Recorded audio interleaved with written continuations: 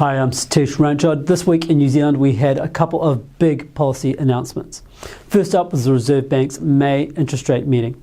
Now, as expected, the official cash rate was left on hold at 2.25%, but it was a close decision.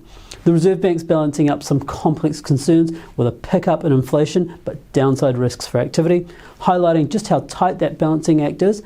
3 members of the Reserve Bank's Interest Rate Committee actually voted for a hike, and the other 3 voted to keep the OCR on hold. The Governor cast the tie-breaking vote that left the official cash rate on hold this time. But while this month's decision was for an on-hold OCR, all members of the Reserve Bank's Interest Rate Committee expect that interest rates will need to rise later this year.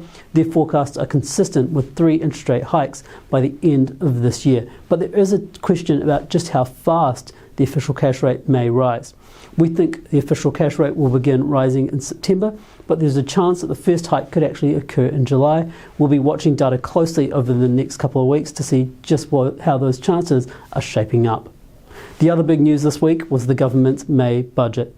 Now, the government did announce increased spending in some areas like health, transport and education, but those spending increases were relatively modest, reflecting the current pressure on the government's finances. However, while the government is currently facing pressure, they do expect that their finances will improve over the next few years as a result of an improving growth outlook and restraint in spending. Now, there is a risk that the government does actually face some unexpected pressure on its finances with increased demands for spending, as well as a challenging global backdrop, especially in terms of the Middle East conflict. However, we'll be watching how things shape up over the next few months. That's it for me. We'll talk to you next time. Ka kite anō.